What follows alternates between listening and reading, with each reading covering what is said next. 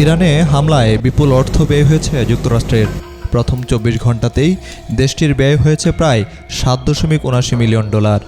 এই বিপুল পরিমাণ অর্থ ২০২৬ সালের পুরো মার্কিন প্রতিরক্ষা বাজেটের প্রায় ০.১% সমান।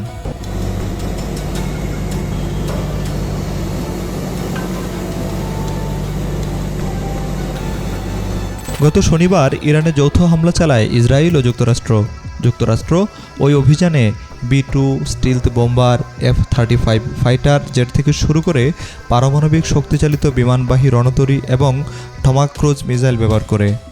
এসবের ব্যবহার চলমান যুদ্ধক্ষেত্রে দেশটির আকাশচুম্বী ব্যয়ের প্রধান কারণ।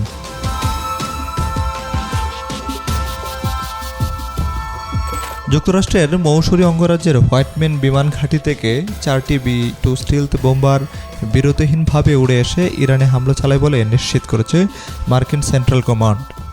শুধুমাত্র এই বোম্বারগুলো উড্ডয়ন ঘণ্টা, রক্ষণাবেক্ষণ এবং ২০০০ পাউন্ডের ZEAM বোমার খরচ মিলিয়ে ধরা হয়েছে প্রায় $৩০.২ মিলিয়ন।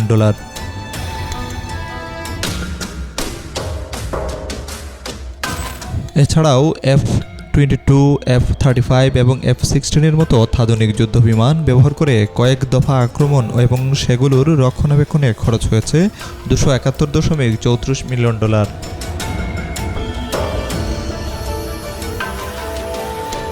অভিযানে বিশেষায়িত বিমান যেমন EA-18 গ্রাউলার, MQ-9 রিপার ড্রোন এবং আকাশে জ্বালানি সরবরাহকারী ট্যাঙ্কারের পাশাপাশি স্থলভিত্তিক হাইমার্স ব্যাটারির ব্যবহার আকাশ ও স্থল অভিযানে ব্যয় করিয়েছে $৪২৩.৫৭ মিলিয়ন।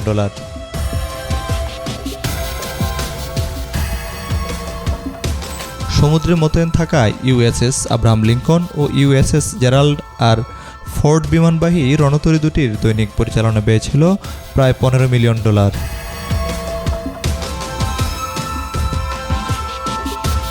এর বাইরেও বিভিন্ন ফুটেজে দেখা গেছে প্রায় ২০০টি টমাহক ক্রুজ মিসাইল ছুড়েছে নৌবাহিনী, যার আনুমানিক বাজার মূল্য $৩৪০.৪ মিলিয়ন। সব মিলিয়ে একদিনেই এই যুদ্ধের খরচ দাঁড়িয়েছে $৭৭৯.১৭৪ মিলিয়ন।